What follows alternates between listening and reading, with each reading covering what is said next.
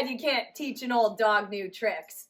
Hi, I'm Gail Rubenstein, the founder and CEO of a company called Retail Resilient, social selling for the car industry.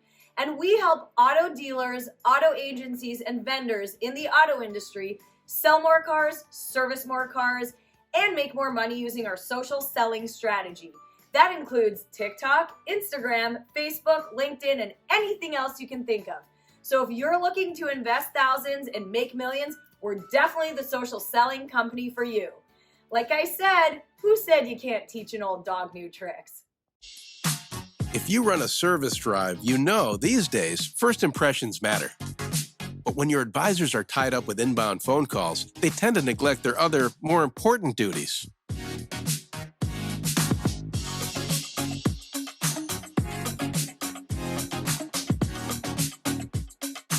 And did you know 75% of all service calls are frequently asked questions in routine requests? The average dealer misses up to 30% of inbound calls, adding up to a ton of missed service opportunity and increased customer churn. 68% of callers actually go elsewhere if they can't get through, which means you could be losing $60,000 to $70,000 every month in service revenue simply from missing calls. Introducing Brooke. Hi there. Your best service scheduling assistant. Brooke is the first intelligent digital voice assistant to answer, handle, and appoint all of your inbound service calls. Hiring Brooke means absolutely no call goes unanswered, boosting your customer satisfaction and reducing your overhead costs. And talking to Brooke is like talking to a friend. Necessary, whether to a service advisor, roadside assistance, or a live agent. And I can do it without missing a beat. You really do check all the boxes. Book with Brooke today. Recently, we were concerned about our recon time and decided to look into reconditioning workflow software. After doing our research, I can confidently say we finally found the software that was right for us. We love that it packs robust data, control precision, clear communications, and performance accountability, all onto my desktop or mobile, so I'm always in touch. Before this, we manually tracked our recon process. We just assumed we were doing okay. We were wrong. After someone in my 20 group told me he used this software to improve his recon time to sale to just 3 to 5 days, I just had to look into it. Their team of recon experts all have hands-on dealership experience. We all benefit from faster time to line, inventory turns, and competitive advantages. To learn more, visit rapidrecon.com.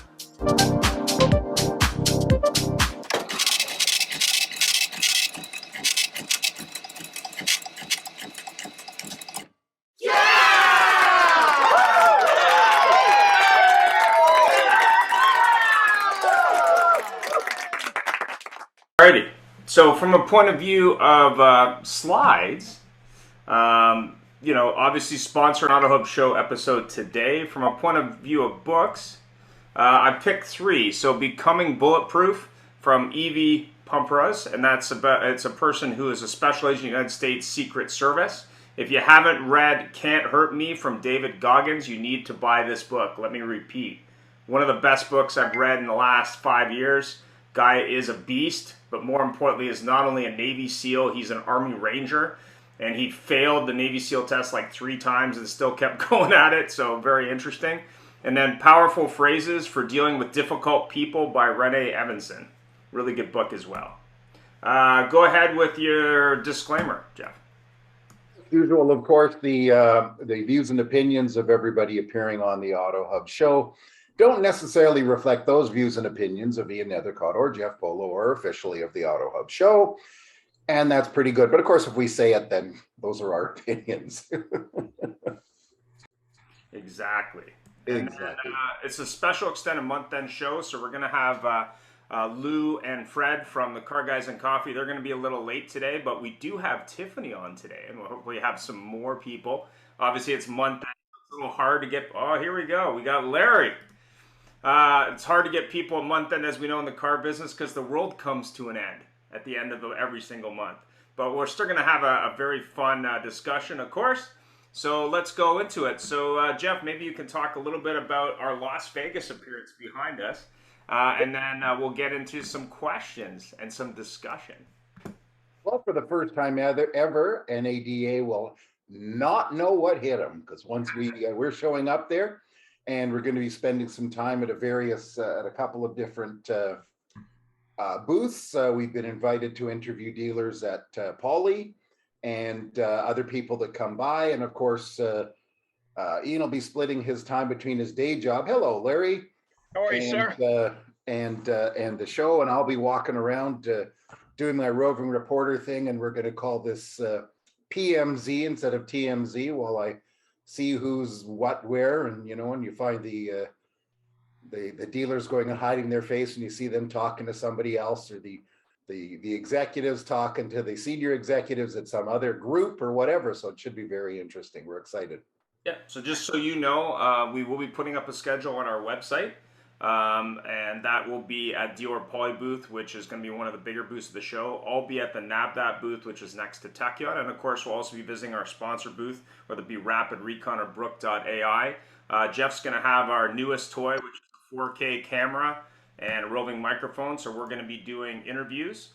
In addition to that, we will be putting up shows where we have a number of different spots. We're doing a live show. We're still figuring out some of the tech, but it'll be basically a live podcast at the Dealer Poly booth. So if you're at the show, definitely come check us out. And of course, if you're at the show and you have a party that you'd like us to attend, definitely reach out to Jeff, because I hear he wants to hit all the parties at the show. Oh, listen, I got to tell you something. Shaquille O'Neal has invited me, and J-Lo and Ben Affleck have invited me, but I turned them down because I want to go to the one where Vanilla Ice is at. So, hey, Bill. You're muted, Bill. So why don't we start, since we have an early start anyway, let's start with just everyone on the show introducing themselves, since we've got the time, and it's obviously month end. We're going to have Fred and Lou in a little bit later because they had a conflict for the start time. But go ahead, Tiffany. All right, thanks, guys. I appreciate you guys having me back again today. Tiffany Keeler, VP of Sales with Proactive Dealer Solutions. Just excited to be a part of the show again. Super excited for NADA and our big announcements around our digital voice assistant for service, Brook.ai. Cool. I do have a question before we continue.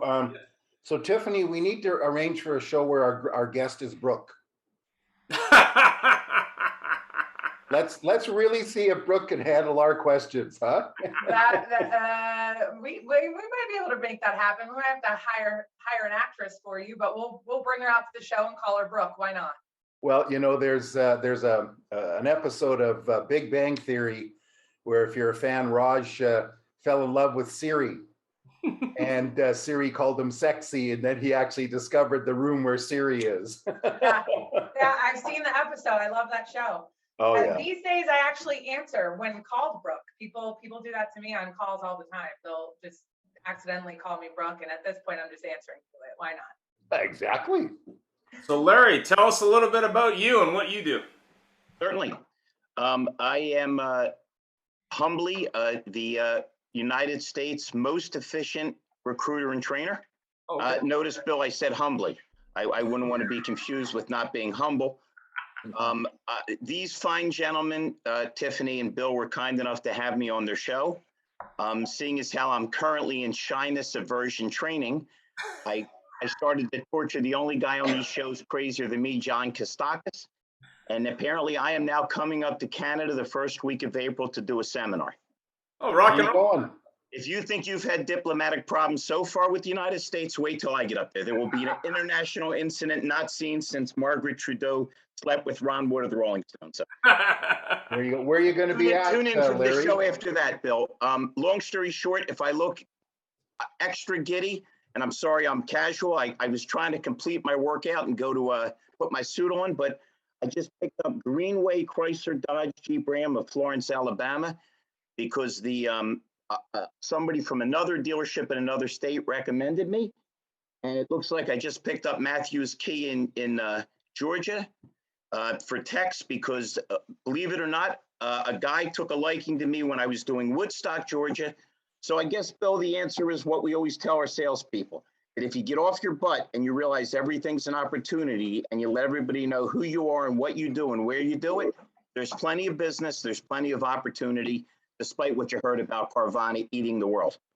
And I did that all in one breath. You got to admit, that was pretty impressive for a beat-up old car guy. Absolutely. And last but not least, William or Bill Camastro, maybe you had some thoughts on the Cadillac world. First off, let me just check, make sure I'm unmuted. So am I good there? Okay. Yeah, Secondly, thanks for having me back. It's always a pleasure to be with you guys. And I'm not going to be at NADA. I do recognize most of the people on this call. Great to be part of this group. I can't go to NADA for a number of reasons, most of all because I'm closing on a new home. Congratulations. Thank you very much. But the world of Cadillac is very interesting to say the least. We are doing extremely well, to say the least. But again, our lot looks like you could land an aircraft carrier. Actually, they could have had all of the 18-wheelers that you had blocking Ottawa a few weeks ago. You could put them all on my lot and have room to get around them. So that's kind of where we're at. What's amazing is we're less cars to sell and more money been made. So it's just an odd time. Well, I think there's some out of work truckers and some pissed off truckers. You should get them to park their trucks and trailers there, and then you could have truckload sale all down the side and watch everybody come in.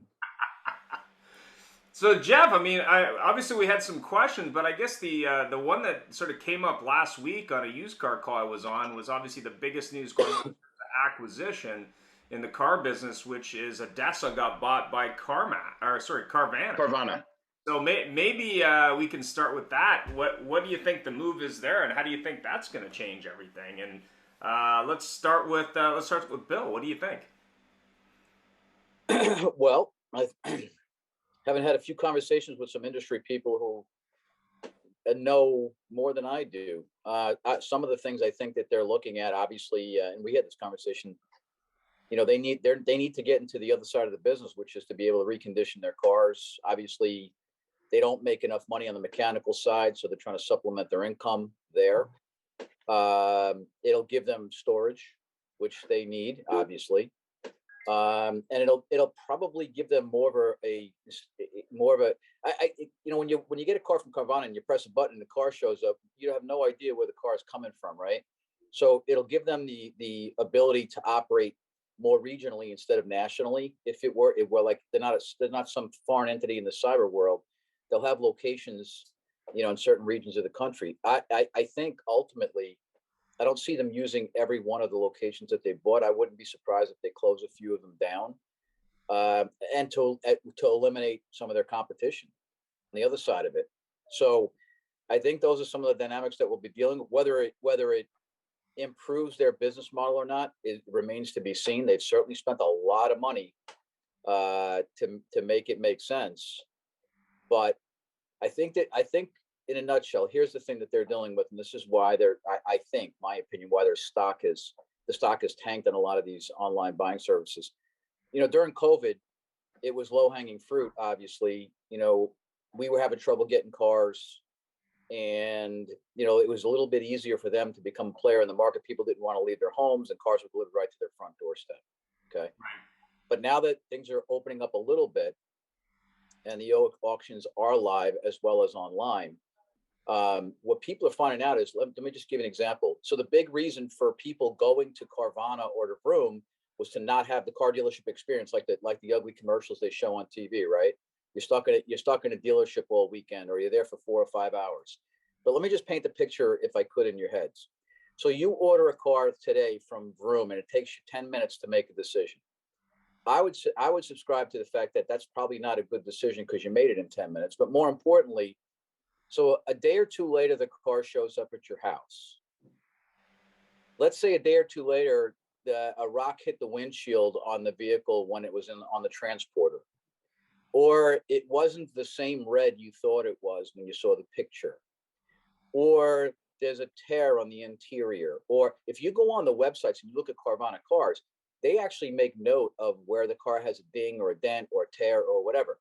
So when the car shows up, it's very subjective how you see it, just like any other car that they buy, right? They're not immune from the weather. They're not immune from rocks. They're not immune from perception.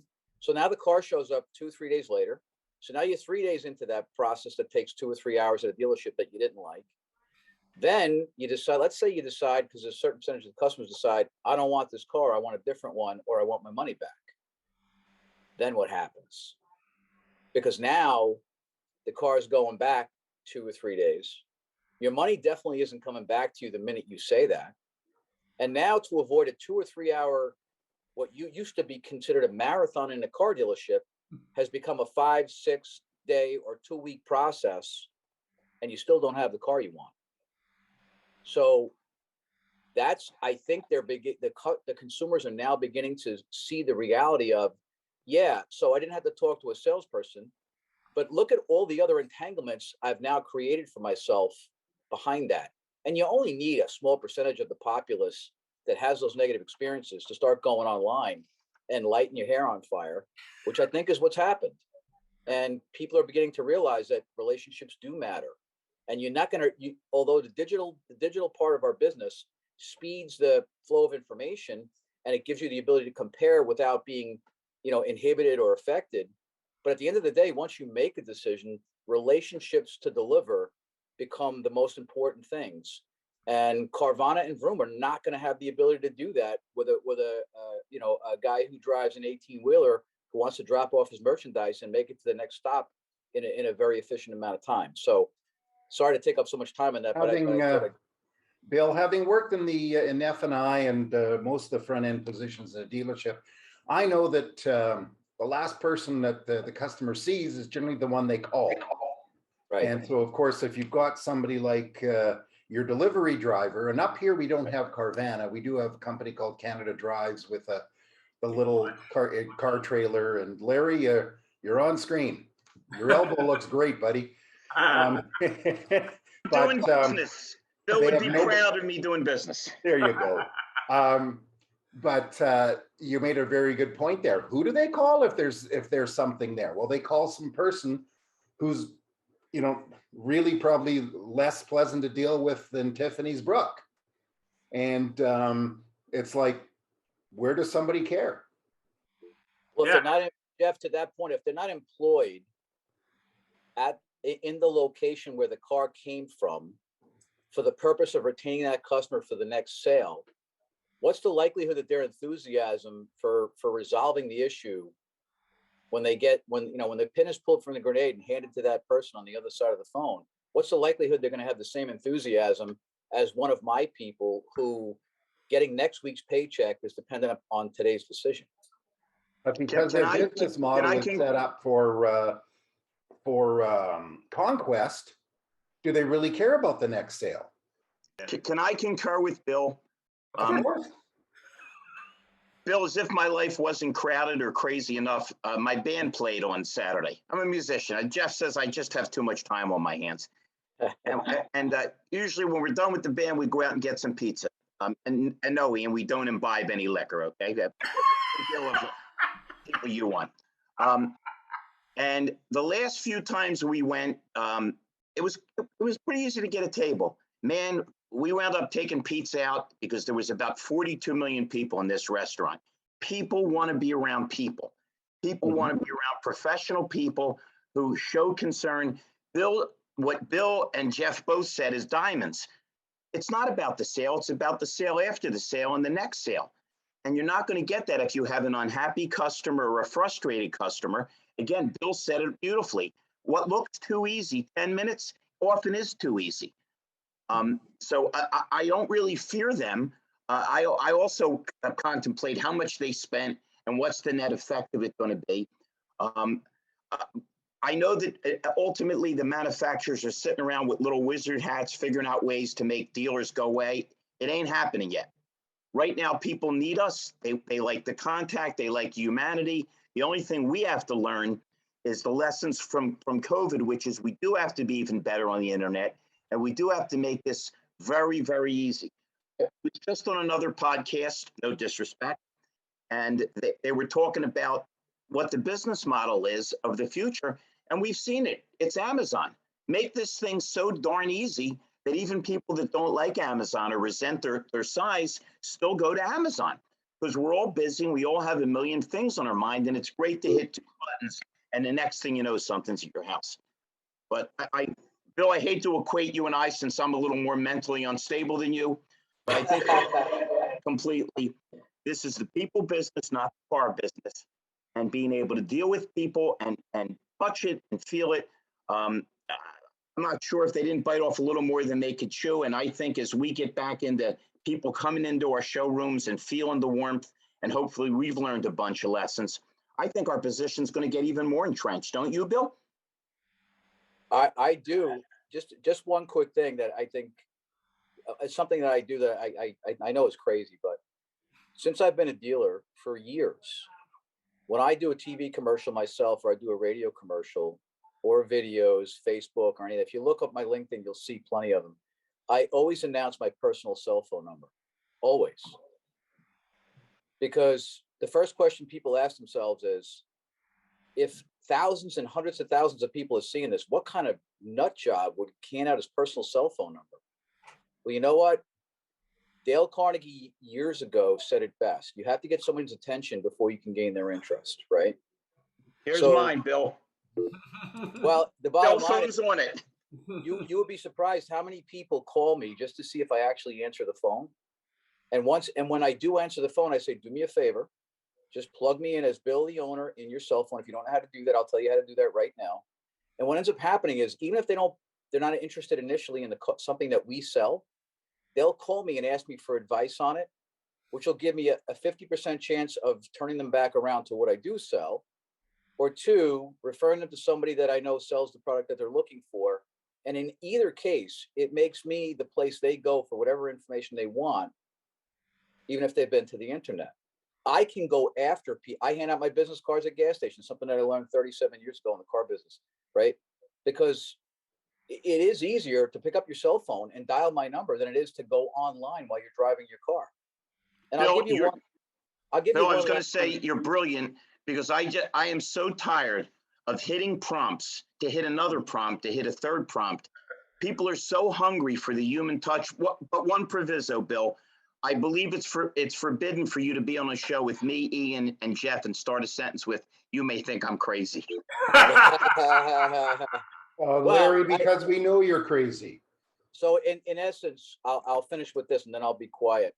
So on my, which is hard to believe, but on my website, on my mobile site, this is something that the internet can't do. Okay.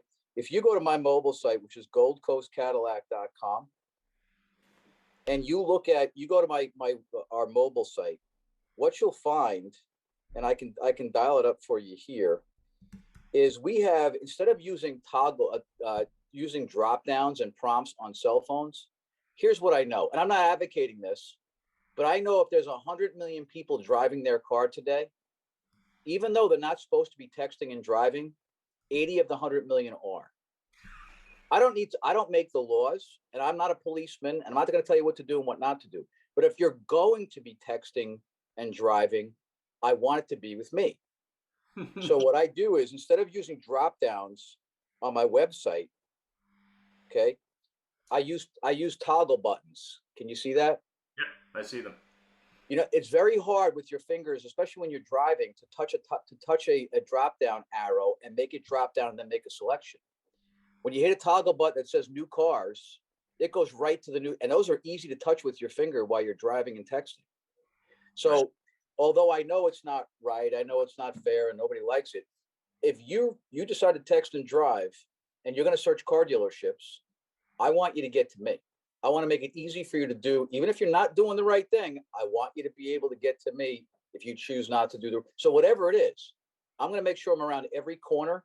I'm going to make sure I do things on an outreach basis that Carvana and Vroom cannot do. So that doesn't make me the best. And probably I have to do all these things because there's a lot of things I'm really not that good at, but it works. I want to segue here a little bit because Bill, you brought up about people and everything else. And a gentleman that I'm getting friendly with just online, et cetera, and is Michael Cirillo of Flex Dealer. And unrelated to the company, because he does a podcast too, he posted something the other day about looking for a new car. And he sent out leads to 10 dealers. And of course, part of this, I'm sure, is he's looking to see what's going on. And I think perhaps, because I've never done it, but where Carvana and the other people are really succeeding is responding. And out of the 10 leads, he got, I believe it's 2 autoresponders and 1 live responder. And the live response was, "Hey, my name's Jim, call me." And it came into a whole big thing. And then he expanded that up to about 30. And the results were actually worse than better. And this became quite a conversation about what's happening. Larry, I think you even mentioned something on that thread, but Jeff, in fairness, we've been avoiding Tiffany. Maybe she has some thoughts. Or anyone else on the call. Go ahead, Tiffany. I don't know if you were picking up on my cues, but I have some thoughts. There's a few things that have already been talked about on the call that I don't disagree with. I agree that consumers want to interact with people. I think that they form more of a trust, and the relationship portion of the buying process is important. I would never buy a car or an expensive purse or a phone over the internet completely.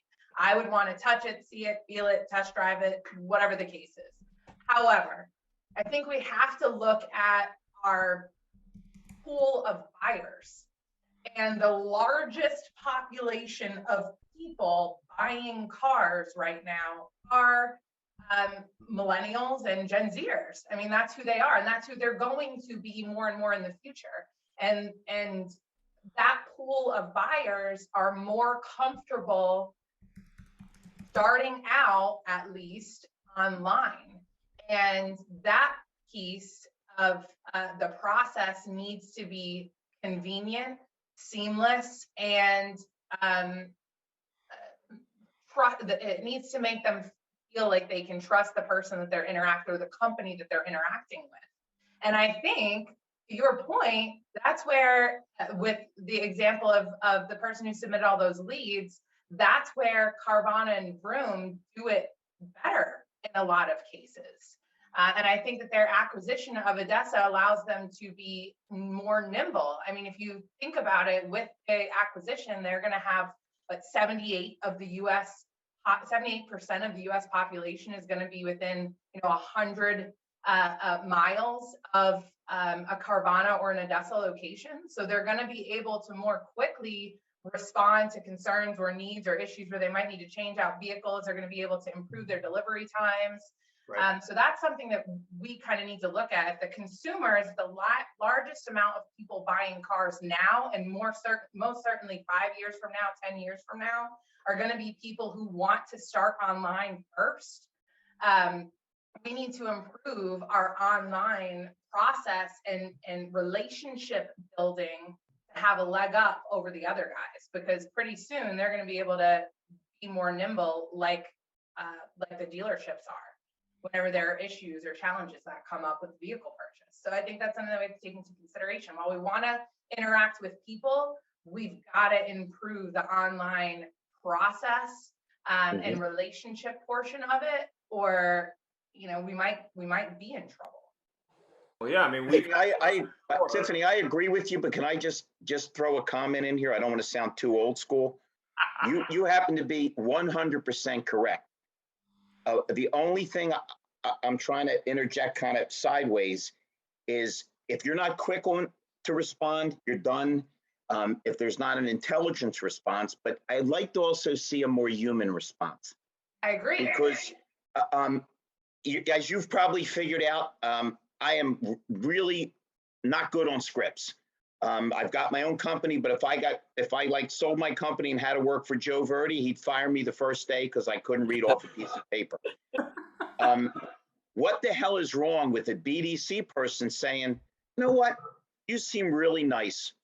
I know I hate it when people give me the runaround. I'm going to avoid all that.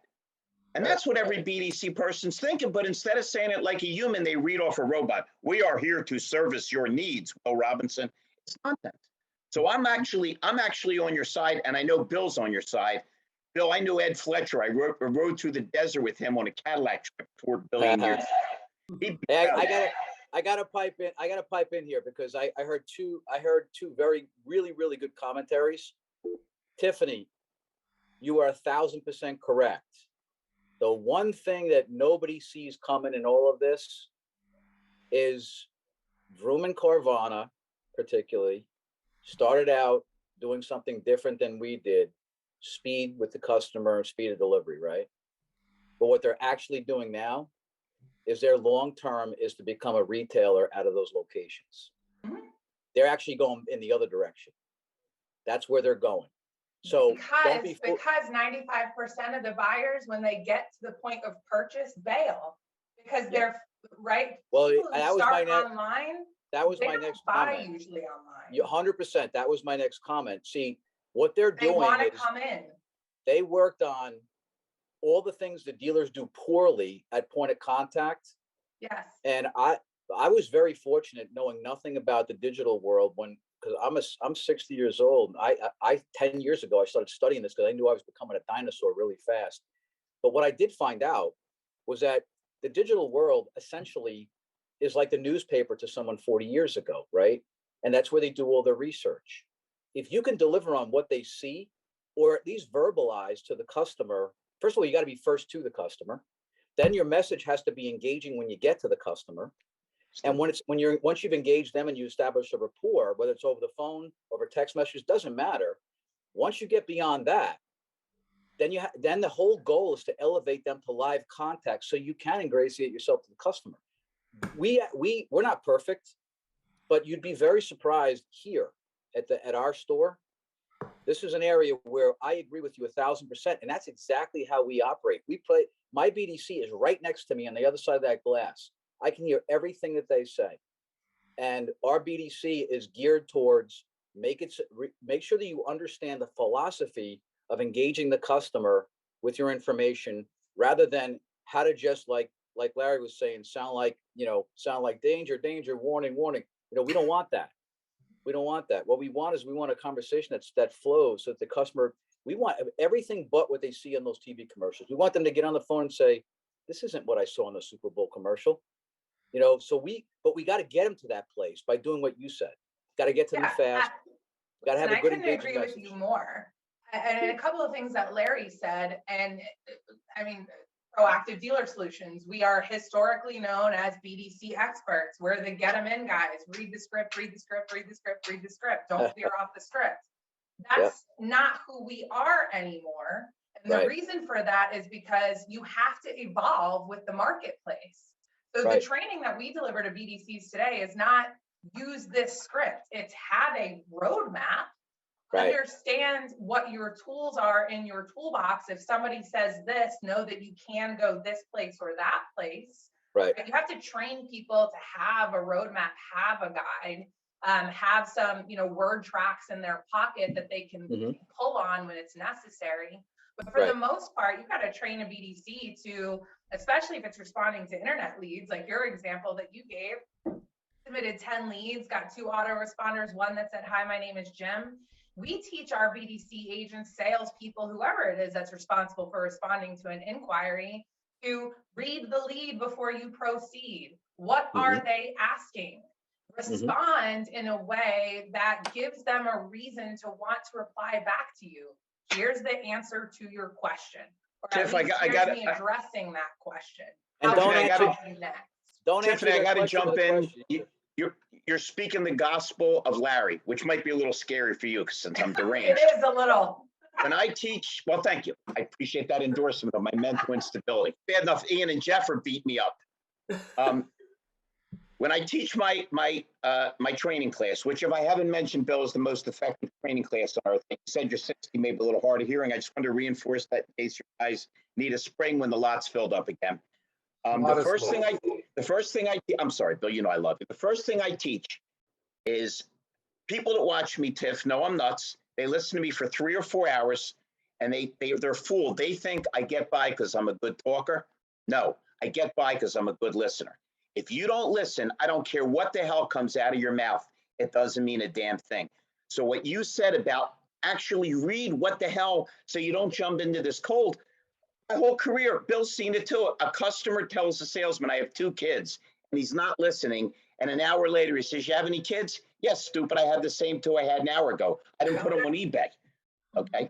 It's all, see, let me tell you why you're good, Tiffany, and it's a pleasure meeting you. You're human. I've met some people from some of these companies that sound like robots. So if you're a robot, you're going to teach people to be robotic.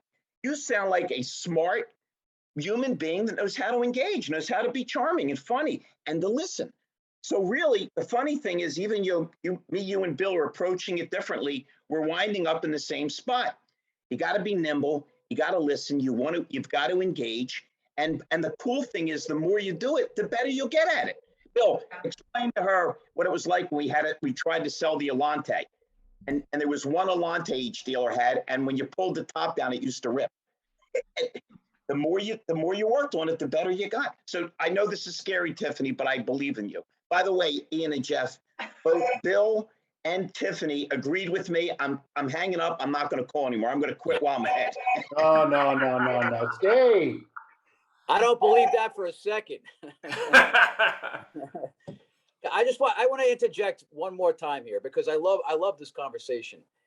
There's a couple of old school values that still pertain to everything we're talking about. A, the early bird gets the worm, right? Even in Tiffany's world, Larry's world, we got to be there. We got to be there first. If we're not there first, we reduce our opportunities. That's number one.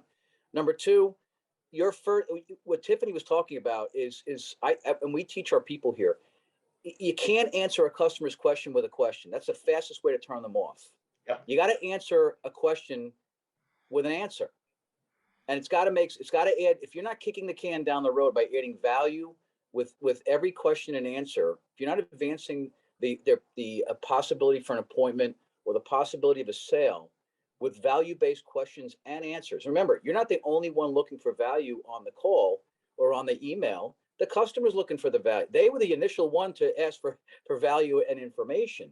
So when we start out with a question on an Escalade, for example, well, where do you live? Well, okay, enough is enough. That's not what I'm asking you. You know, so we teach our people right out of the box. First thing you do is make sure after you introduce yourself, answer the customer's initial question, because if you give them the impression from square one that you're not going to answer a question when they answer it, they go tilt and they're out. They might not tell you they've gone tilt. They might give you another 15 minutes to BS them up and down. But they're going to tell you they have to go to the dog groomer or their kid's got to be picked up at school. They're going to come up with that, and they're going to tell you, "I'll be back. Don't worry." And you'll be at the sales desk going, "I got a deal. 3:00 today. I got a deal." And you'll wait all day long for the customer. They'll never show up. Okay. My favorite joke, Bill. My favorite that? joke. Customer calls in or sends a lead. Great car, used car. Oh man, I'll be down. You make an appointment 3:00. Salesman goes out, starts the car, discovers it's dirty, washes it, dresses the tires, goes through it, makes sure it's ready, pulls it in front of the showroom. They don't show. The next customer says, "I'll be in 15 minutes. Car's out back with a flat tire and a dead battery. They leave it, they show. Jeff, I got something that's a better joke. It's actually real and is a tragedy. When I do train, I just left a Quakertown Mitsubishi and I did a 2-day training. I send guys out, if you'll love this, not to say they want a car, to say they want a car for their sister that just had a baby. Now, we're all normal human beings. Our normal response would be boy or a girl. Is it her first? And then Bill loves a good business question. Is it her first child? Because you need a third row seat or whatever. All over the country. Where is she? What's her credit like? What's your credit like? Tell her to come back. I can't drive without her. I mean, you talk about, again, I can't agree anymore with these two. When you're not listening, when you're not thinking, when you're not engaging, I don't care if you're Carvana, I don't care who you are, you're not going anywhere. Well, I think it's also part of us as an industry, rethinking what is the goal, right? When you get a lead, your goal in the response historically has been to get them in. Set an appointment, get them to show up. Well, I don't think that's the goal anymore. The goal is really to move the customer to the next step in the sales process with your store. Because the sales process is different, right? They're They're doing their research online on their phone while they're sitting at work. Then they're going to go home tonight. They're going to pick up their laptop. They might land on a vehicle, possibly even submit trade information. Then they're going to stop. Then a couple days is going to go by, and they're going to pick up their iPad, and they might pick back up where they left off. So the goal is not necessarily to get them in anymore. The goal is to gain their trust so that they will move to the next step with you. And you become a trusted advisor or a product consultant along the way with them. That's the real goal today. Hey, I'd love to. Larry, you mentioned about. No, I'd love to ask. Just we had a meeting Saturday, and we put up just a piece of paper, essentially, with some stats on it. 3 stats. So far this month, we've had 86 walk-ins. We've had 130 inbound phone calls and 950 internet leads. Yeah. Wow. So if you close 50% of your walk-ins, that's 40 some cars, right? If you close 30% of your phone calls, that's 70 cars. If you close 15% of your internet leads, it's 150 cars. 15%. Yeah. So where should our focus? The walk-ins, unless you set, they've already decided they're buying a car from you. Right. Okay, unless you piss them off, they're buying a car from you. The phone calls are people who have already elevated themselves or looked past the internet. So your chances of selling them a car, if you give them the information they're looking for, is relatively high because they don't mind talking to a human being. They've already gotten past the Vroom commercials from the Super Bowl. The internet leads, that's where our focus needs to be. Like you said, we have to be able to answer their questions, get quick engagement. And here's one of the questions that we ask, and one of the little nuggets that's helped me out. We ask a customer once we have engagement, would you like to proceed to the buying process, or are there still some questions that we need to answer before you're able to make an educated decision for yourself? And it's so effective because the customers actually come out and tell us, some will say, I'm prepared to move to the buying process. I just need to know, and we know from the showroom floor, right? If the customer says, well, it depends on the price, we know that's a buying sign. If the customer says, I have a few more questions I need to have answered before I make that buying decision, well, then it's game on, and we're kicking the can down the road by getting them to answer one of those 2 questions, because what we know is every single person, the only 100% we know about our business is that 100% of the people that inquire are interested in buying something. That's the 100% we know. You may be 15 years old typing away in your mother's basement, but you're still interested. So we weed those guys out by asking the same questions. But when you ask that question of a customer, are you ready to proceed to the buying process? We can certainly deliver to your home if you're at that point. Or are there questions that you need to have answered before we advance to that place? Customers will, because you've given them their out, right? Their out is, I want more information. Great. You've already answered their first question, so they know you're going to provide that information. So psychologically, you're a positive when it comes to kicking the can down the road with the customer too.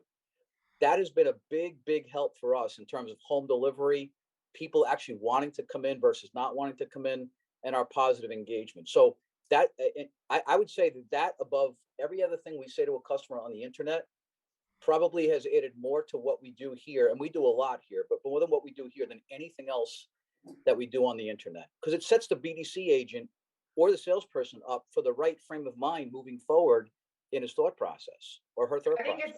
I think it's a great word track. I'll give you one better. I'm gonna need therapy after this question, after this answer, by the way. You got the Car Guy Coffee podcast joined us. There you Gentlemen, go. Welcome, Luke. let me introduce you around because Ian and Jeff are feeling a little shy today. I'm Larry Feldman, America's most effective training recruiter, and I'll be in Canada soon.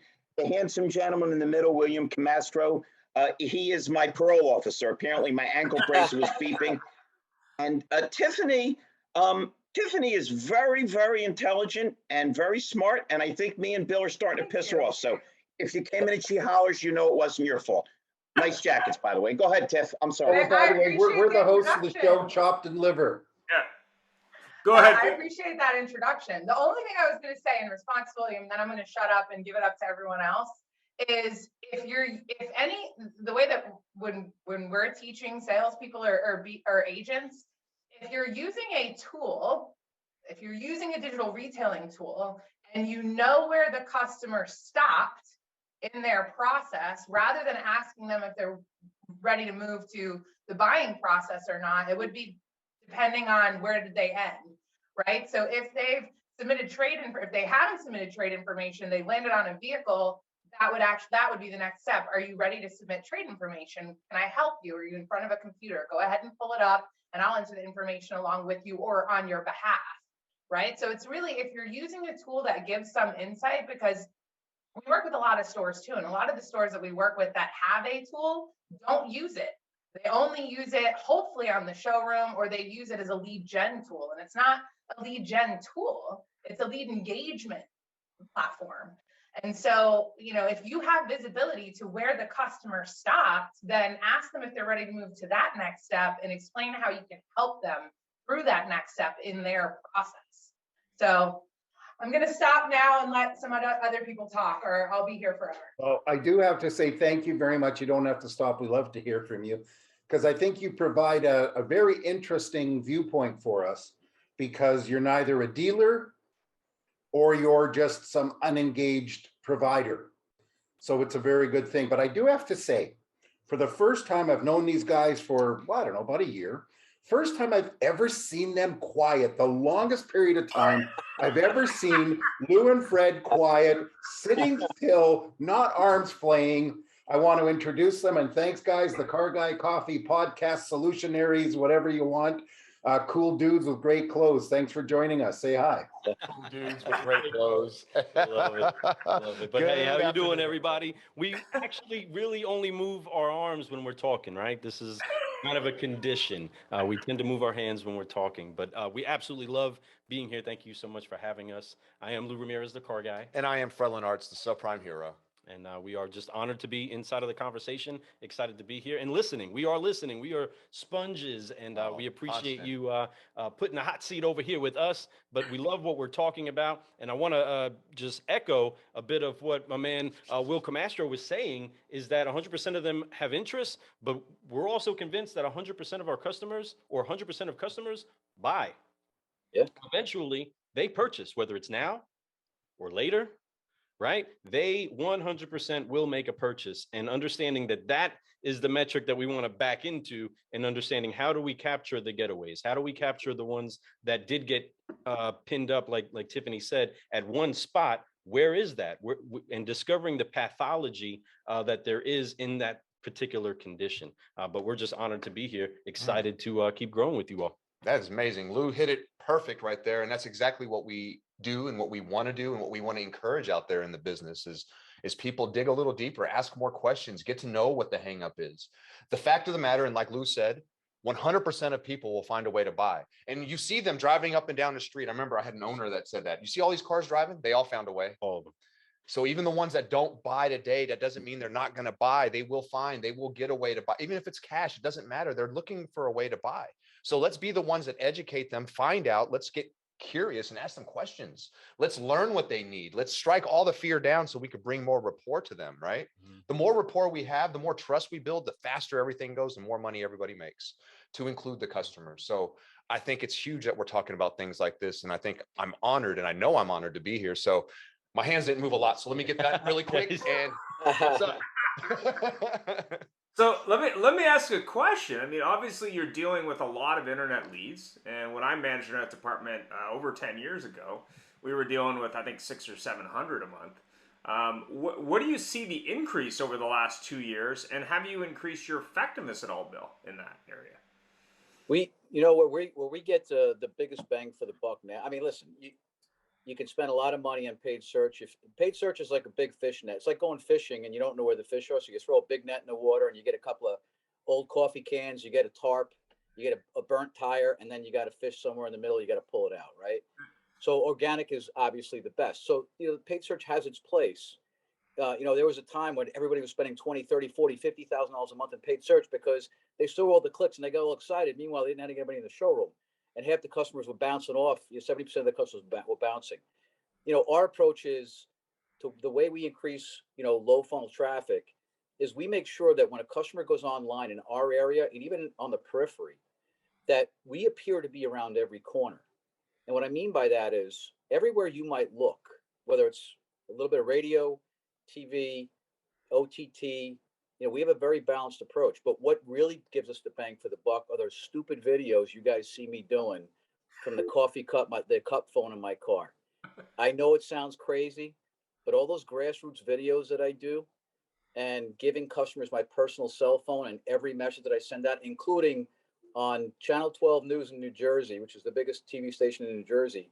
When I get on the air at the end of the commercial, I put it up on the screen, and it just gives customers automatic trust. That grassroots stuff. Whenever I do that, it lights up my organic search results. And part two is every e-blast I send out to a customer requires something that's actionable from the customer, meaning it forces them to engage with my website. So everything it becomes an automatic landing page. In other words, they're getting past that e-blast. They have to click yes or no. We give free wiper blades if you do this. We get a 4 for 3 tire sale if you do that. And customers, when you give them an either or versus a yes or no, they engage at a much higher level. So we always provide that for the customer. So they'll click on yes or no to answer the question because they want wiper blades. But what ends up happening is it takes them right to our appointment schedule. They schedule a service appointment. They're in service, and one of my salespeople greets them, offers them a no-charge appraisal on their car, prints it out, puts it in their hands, lets them know what's going on in our showroom. And before you know it, we have not only greater search results, but I'm also boosting my organic weight so that when customers do search me on a general search, I come up higher in the rankings. So it's it takes time. It's a lot more complicated than it sounds. But, we're this year today, right now, our search, our traffic for users and new users is at the same level it was last year at the same time when we had cars. Last month, it suffered because we had 0 new cars. But what we're doing now is we're spending the money to bring awareness to the cars we have in transit now with VIN numbers so that people are going to our site for cars we don't even have yet. And they're clicking on loaner cars. They're clicking on certified vehicles. If you don't get them engaged, you're not going to gain their interest. So I hopefully I didn't talk everybody in a circle there, but we do a lot. Anything a customer could possibly do with us. We have a VIP card that we give customers at point of sale. They got to scan the QR code to make their first service appointment, and the sales person makes them do that as part of the delivery process. What it does is it gets them automatically in our appointment scheduler. They show up for first service, but it also is a second catch basin for email addresses, cell phone numbers. If you take a job as a salesperson here, you're going to learn how to be professional. You're going to quit. We don't want anybody in the middle. Oh, I love that. Hey, Lou and Fred, do you see how smart he sounds? We're actually negotiating to come up with a hard liquor podcast, car guy. It's just Bill doesn't want to sit next to me, but we're Ian and Jeff are working on it. Hey, that's a special brew right there. You know what I'm saying? Yeah. I love I that. don't know. It might work because Tiffany already needs some hard liquor after hearing me talk just once.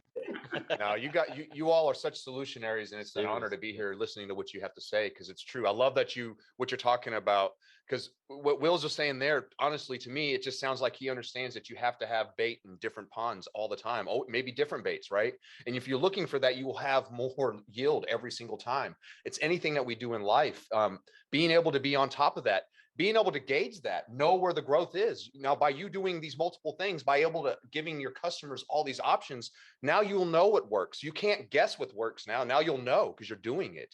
The only way we can find out what works or doesn't work is by applying these things. Once you apply it and you use it for a little while, after 90 days, you'll kind of have matter of fact, you will have a great gauge on where you're at with these types of technologies, these types of new products, these types of ways to engage your customer at a much quicker, frequent capability. And I know that what you're doing is amazing. I love that. I believe, like Wayne Gretzky says, you miss 100% of the shots that you don't take. So you need to make sure you're taking as many shots as you can and giving the customers as many opportunities to be targets. I hate to say that. I don't mean it the wrong way, but you know what I mean? Like they're out there looking for help. There's a reason why they're clicking buttons on your website, why they're looking at service, why they're looking at a newer vehicle, why they're looking at tires, why they're looking at all these things. Well, because they're looking for service. They're looking for somebody to make it easy for them. Somebody that's going to show them how to do it the way they want to do it. Right. And everybody wants it differently. Some people love to be able to do it in person. Some people want to do it by text message. Others, they want to do it by Facebook Messenger, TikTok, Snap. It's so different. Why are we not engaging in every which way we can? Why are we not allowing people to have accessibility with some transparency? I think it's huge, and I love what you're doing out there, man. I appreciate you for sharing that. Lou, the reason, and Fred, the reason they're not all doing it is they don't study history. And my hero, believe it or not, is Ben Franklin. And he said this in the 1700s. This ain't a Steve Jobs quote. It's Ben Franklin. He said, when you're finished changing, you're finished. Man, if you're standing still, you're not, forget about standing still, you're going backward. That's right. And Thomas Jefferson said, hope is not a plan. But I do want to say this, because you mentioned Wayne Gretzky. Wayne Gretzky, one of his famous sayings was, when he was asked, why does he have so many more assists than anybody else that's ever played the game? He said, I never passed it to an individual. I passed it to where the individual was going to be. And that, to me, is how I try to approach our digital marketing and advertising, as well as the human behavior and interaction. You know, that's what we teach our employees. How does the customer behave in a certain circumstance, so you have a better feel for what's coming next? You know, and you can't do any of that unless you do the same thing over and over and over again. Because if you don't do the same thing over and over again, you don't recognize what comes back at you. If you change what you're doing every time you do it, you don't recognize the response, right? The only way you get good at a response is to hear it over and over and over again. And the only way you get the same response is to make sure that in certain circumstances, you use the tools, you say the things that you need to say, and then you recognize the response. So, you know, and anyway, I don't want to talk it to death, but the Wayne Gretzky thing, I love. I mean, be where the puck is going to be. Not don't wait till it gets to you. No, what I loved even more about that is really even deeper. It's like Wayne Gretzky is such a leader. He knew where his team was going to be. Right. Like, I mean, that's dope. That's when you know your team is running at an efficient way, that they're part of the process. They understand where to be at the right time, at the right place. Makes it easy. It's almost no look. Whoop. There you go. And that's beautiful, man. I appreciate you for sharing that quote. That's also reducing the options, right? Because there's so many options out there. And that's where we help the customer out the most, is by reducing the amount of clutter that's out there from what they're going to pick out. Like if we did it real quick, we ran this up. Let's see, Tiffany, what do you prefer, dark or medium roast? Medium. Okay. Bill, what about you? I prefer a dark roast. Okay. Harry? There he is. He's muted. I'll speak for Harry. We like iced tea. We like to be contrarian. Sorry about that.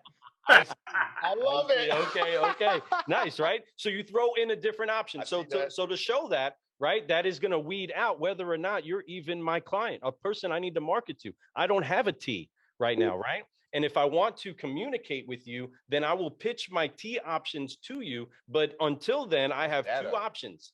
Do you prefer medium or dark? Here's this. And inside of automotive, and especially in the digital realm, we are catching up to what coaches and many marketers have been doing on social media nonstop. And you might be part of one today. Click on it and be given two options and choose one. Given two more options and then choose one, and continue to flow down a funnel that is formulating a way to give you what you're kind of saying you're wanting based off of your initial interest, right? And inside of this particular industry, we have to be able to give something to say no to and something to say yes to. But where we often fail is we don't keep the conversation going to even say, here is something to say yes to. So our email marketing isn't giving them something to pick, right? Well, before you got on, Tiffany and I and Bill were in complete agreement that one of the worst things you can do once you engage is not listen. And I'm not being a smart aleck. How much does it suck when you're at a Starbucks or you're at a Dunkin' and you order something specifically and they give you something else because they weren't listening? It all comes back to the same thing. You want to engage, but you better be listening. That's right. You know what? You made a great analogy. Why do people still go to Starbucks and sit down? Because of the experience in the environment. Yeah. Right. So they have a welcoming environment. How come everybody isn't in the drive-through at Starbucks? You can order online. You could even DoorDash it. But they've brought the best of both worlds to one location. I think kind of along the lines of what Tiffany was saying, you can get Starbucks any way you want, but you can also get a good experience if you'd like to. So when you order Starbucks online, your mind goes back to sitting in the lounge with the jazz music on your iPad. You know what I mean?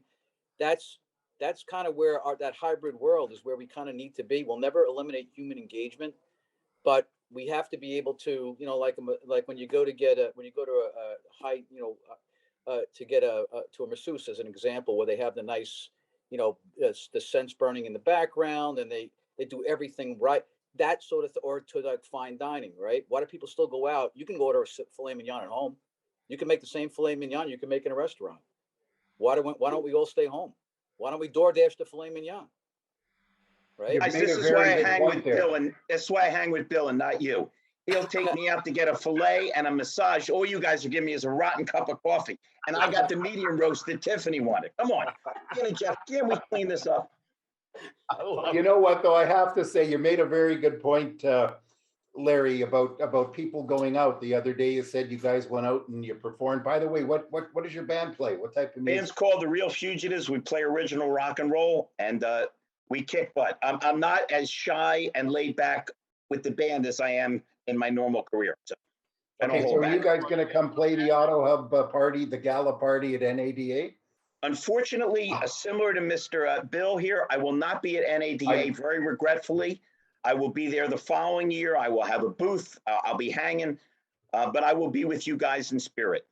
There you go. No, it wasn't even that, to be honest with you. It was just a joke about the Auto Hub party, because it's going to be in like the alley of a hotel. But wait a minute. You guys were talking hockey, and unfortunately, no disrespect, Canadians, I'm a Philadelphia guy, so I'm basketball, football, and boxing. But I read in the New York Post, my man Harry's favorite paper, a true story. A guy's playing for the New York Rangers, and he got knocked cold. And the trainer ran over with the coach, and the coach said to the trainer, "Is he okay?" He says, "Boss, he's okay, but he doesn't know who he is." He says, "Good, tell him he's Wayne Gretzky and put him back in the game." That's a good one. Harry's I was going to make. Do you have any comments there? Try working with him. Harry's like the old story of the Jewish mother. And the son comes home and says, "Mom, I got a part in the school play." And she says, "Great, what are you playing?" She says, "I'm playing the Jewish husband." She says, "Go back and tell him you want a speaking role." Oh my God. Going out with Larry is great. There's only one thing he eats: meat and French fries. That's okay with Bill. Doesn't even have to be good filet. meat. As long as they have A1 sauce, he can bury it in.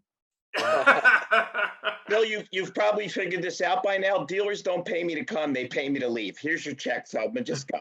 Go away. What I was starting to get at here, Larry, you remind me of the bars I used to go to. They were so high rent that you had to wipe your feet on the way out. Tiffany, say, the only reason I'm not insulted by that is I'm a car salesman. You can't insult me.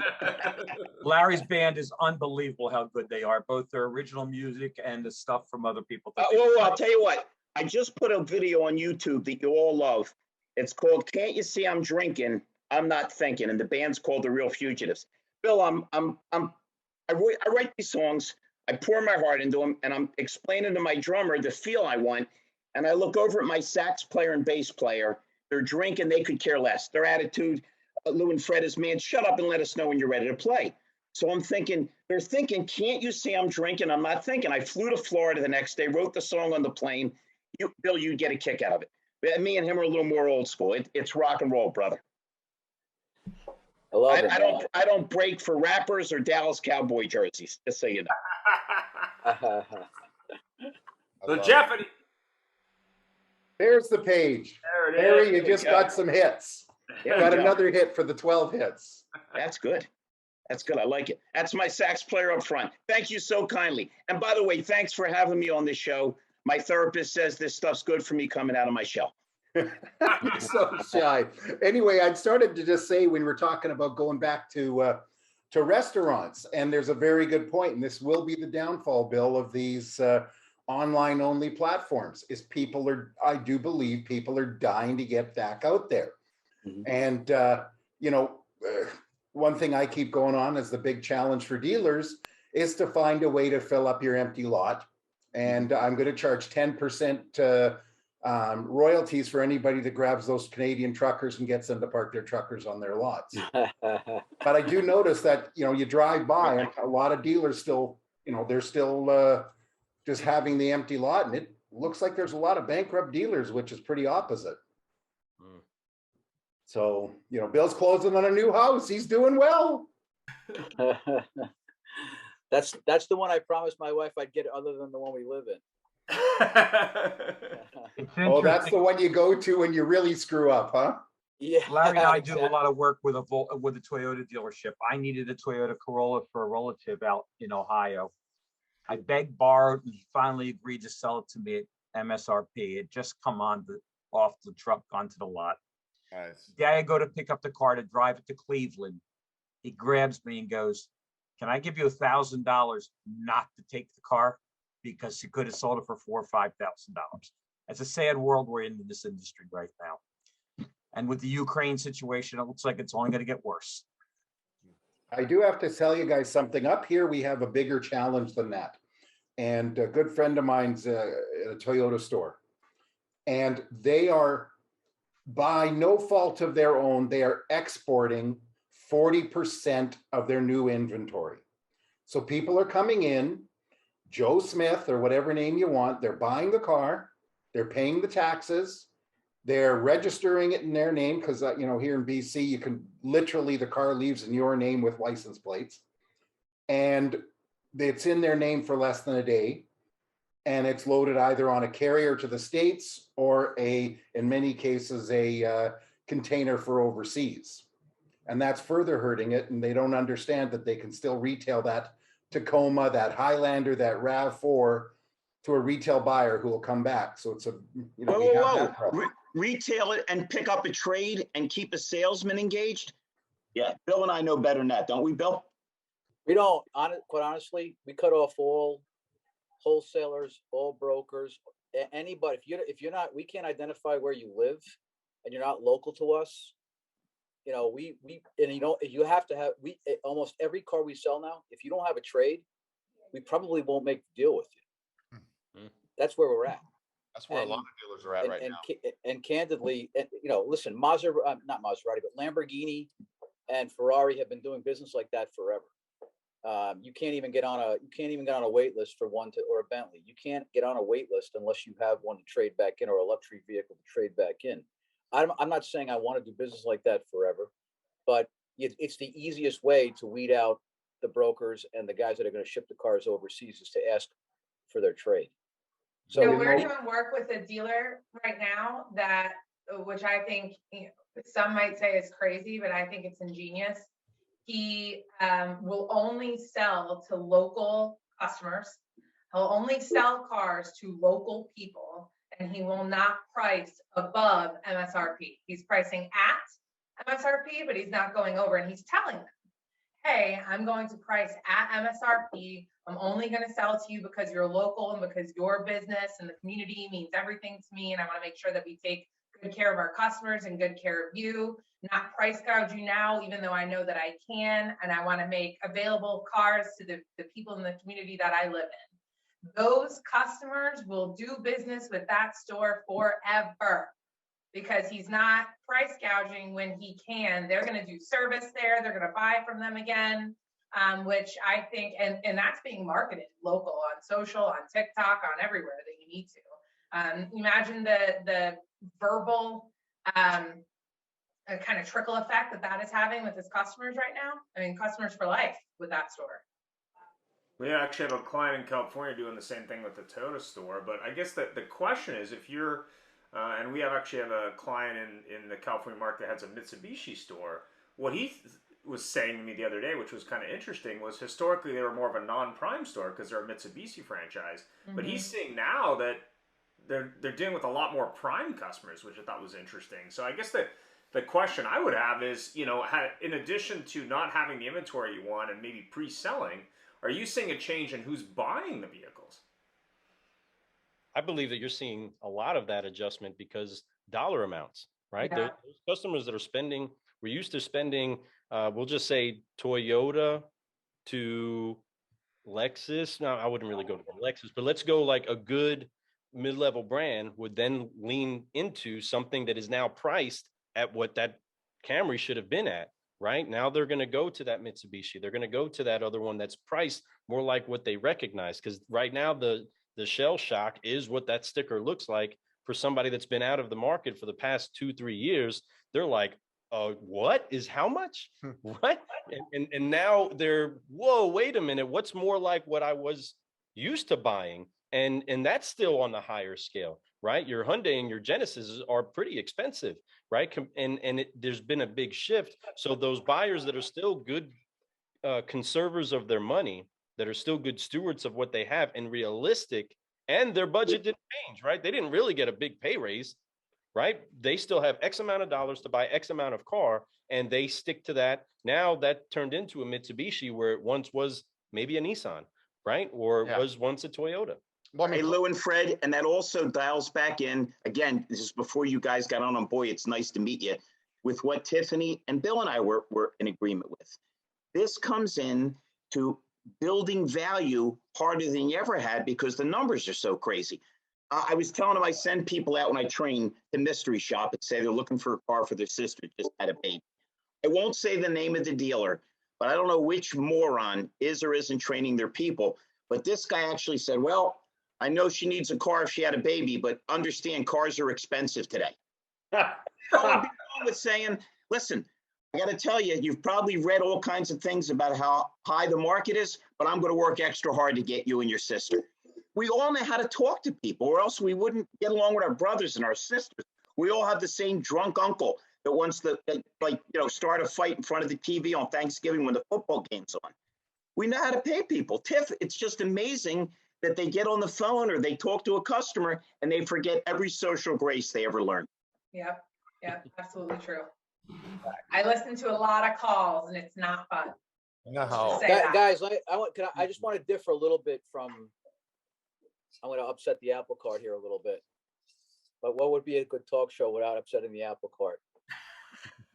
So when cars are available on everybody's lot, and incentives are $2,000, $3,000, $5,000, and you're selling cars at $200 over invoice, less a $3,000 or $4,000 rebate. I don't see the same sentiment from vendors about getting list price as I do now. So that's number one. Number two, I don't care what price you sell a customer something at. If they're happy, they believe that their perceived value is actual value to them and what they spent makes them happy, you are never going to find the perfect price for every single customer. You never will. I don't care how long you've been, I'm doing this 37 years. I still have yet to have that happen. Because when two people sit on a bar stool, two guys sit on a bar stool, they talk to each other. After 2 or 3 drinks, my girlfriend's better looking than yours and I get a better car deal than you. It doesn't matter.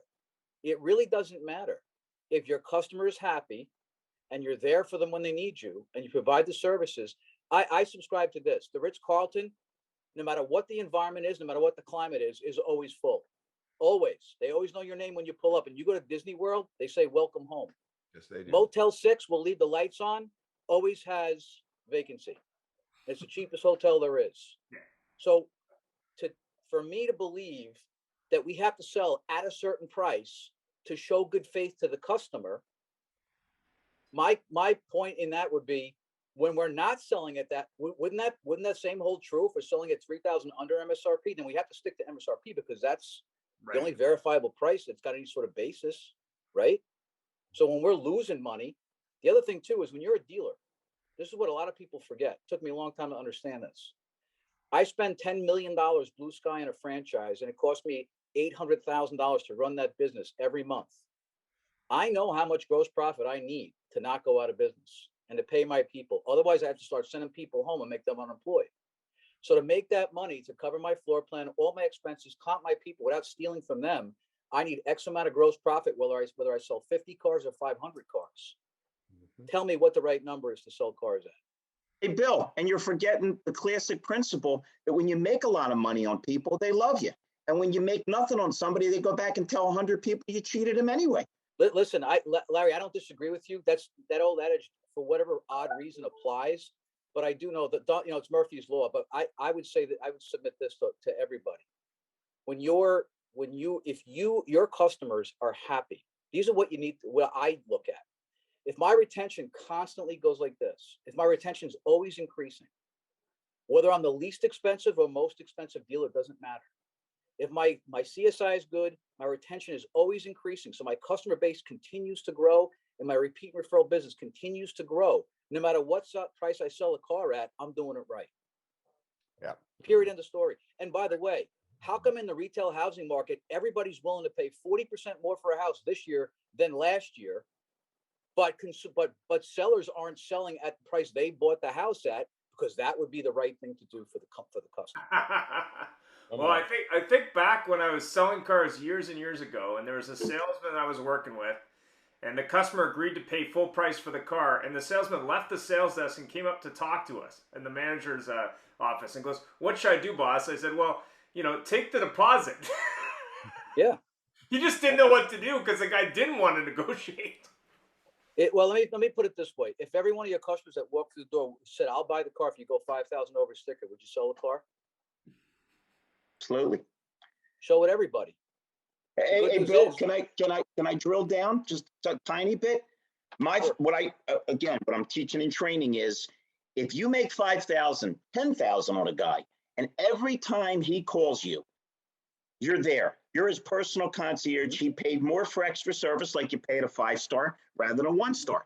On the other hand, if you didn't make much money on a guy, and every time he calls, you're pissed off, so you don't pick up the phone, that's the guy you cheated. Because they're not only paying for the car and the dealership, they're paying for the personal service. That's what we hope engages and gets them to come back. And then if you tie it in with service, you do have the kind of retention you're shooting for. Right. So that if you're in a Honda store, if you go back a few months and you were getting 30 cars a month where you're normally a 400 car store, you don't know how long the chip shortage is going to last, and you don't know how long this market's going to last. But you have to pay your floor plan. Yep. You have to pay your employees. You have to advertise. You have to pay. The electric bill doesn't go down. Neither do your taxes. So the worst possible thing you can do to your employees is go out of business. The worst possible thing you can do is go out of business, because it doesn't matter who shows up after that and what they think. It doesn't matter. So in today's market, I'll give you an example. We sell every car we sell at MSRP. Every car except for Escalades. And in New Jersey, we're in Central Jersey. We are one of the biggest Cadillac dealers in the country. We're the Dealer of the Year Cadillac for, I think it's 24 out of the last 25 years and the last 2 years. And I'm not boasting, but we've won every award you can possibly win. It doesn't mean sure we're going to have a happy customer, but we have a good story to tell, and our customers do pay us more money. And you know what? When they leave here, they're not lined up at our door pissing and moaning that they paid too much money. They're not. They're not doing that. And to be candid with you, dealers in New Jersey and on Long Island and New York City, there are some charging 20, 30, 40, 50 grand over MSRP, and they're getting it. They're getting it. Okay. If I don't have a car, I can tell you I'll sell it to you at MSRP to take you out of the market. But if you have the money to buy an Escalade and you go buy one 20 grand over, you're going to tell the other dealer what a piece of crap I am because I took your money. I didn't sell you a car. So there's no perfect price to sell a car at, because the customers aren't going to give it back to you when you have too much inventory. The best thing we can do, I believe, my opinion, is to make sure that we deliver the value that we convey to the customer. That's what I believe. And if I can't convey that to you, the price, what's the difference? If the shoes don't fit, what's the difference what the price is? It doesn't matter. It doesn't matter. But the Ritz-Carlton's always full of people. So's the Four Seasons and Motel 6. But it's all in how you deliver the message as to why. Right? If someone's coming out of the market who hasn't bought in 3, 4, 5 years and gets sticker shock, as long as we're explaining to it's not, hey, supply and demand, man, we can price them this high and we're getting it. As long as that explanation isn't being given to the customer and we're saying, this is where we're at in the market. Here's the good news. The good news is that the trade that you're bringing in is probably a lot, is valued a lot higher than it would have been otherwise. So we're going to be able to recoup some of it that way. As long as that explanation is being given and that the salesperson is being a trusted advisor throughout the process, of course the customer's not going to have a problem with paying it. It comes down to how are we communicating, and is it a quality interaction, and is there explanation and value being sold to the customer throughout that buying process? Tiffany, we're Doing right it back the to right where we way. started. It's Go for about it. being human. It's about looking people in the eye and saying, I feel you, I understand you. It's always been that way. You know, it's just now it's because of what's going on. It's just more profound. Matter of fact, it's the only way to be with so much information technology out there. Yes. With this thing that customers can walk in and get any bit of information they want from at any second to catch you on any little itty bitty white lie you tell. Just be honest with people. Treat them like they're you, like they're your brother, your mother.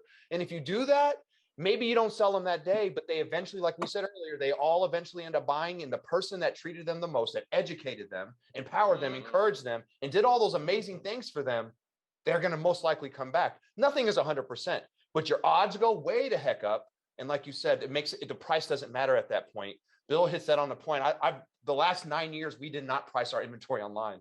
And it was the most, we didn't sell price. We sold an experience. We sold an opportunity. We sold ways we helped people. So that was the difference. You know, it always came down to price. Everybody knows the price before they buy. It's just, that's just what it is. You can't buy something without knowing what you're paying for it. But you have to go through my process. We have to go through this. We have to help you. Where it's designed to save you time and money, whatever it is, make it fun. But the experience is what people pay for. The price of the car does not matter if the experience exceeded their expectations. Price is number one as a complaint anyway. It's how much time they spent in the dealership, how they related to the salespeople. Was there any kind of follow-up? Again, we get hung up on that, or the people that work for us get hung up on that. By the way, you guys look really cool. Could you move a little bit and I'll kind of sit in the middle, get one of those cool jackets and stuff like that? There we go. That's perfect, man.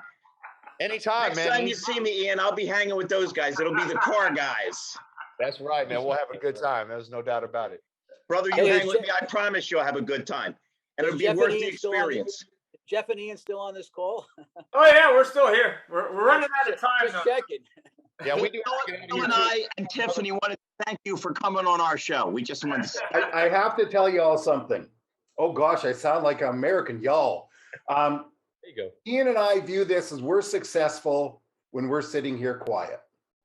And that's what we like to do, is connect everybody and look at all these people. I do expect to see a virtual Larry in the middle between Lou and Fred very soon here. And the only problem is you won't be able to get a word in as edgewise. That's fine. Just like you said, if they're speaking, that's less work for me. Pitch it up. Check it out. Heck yeah. Ian? And since it's the time, anyone have final comments? Yeah, it was a pleasure being on here. Stay healthy, continued success. And Lou and Fred, if you reach out to me on LinkedIn or anywhere, I'd love to connect with you guys. You seem really cool. Absolutely. Appreciate you, man. that. They're Thank very you, guys. shy. Really appreciate it. Thanks, Bill. Appreciate the invite. Thank you, everybody. Stay healthy. Thanks, everybody. Fabulous conversation. You enjoyed it. Oh, and keep growing. Thanks, guys. Later, Tiffany. Peace. Peace. Bye, Tiffany. Peace, Russ.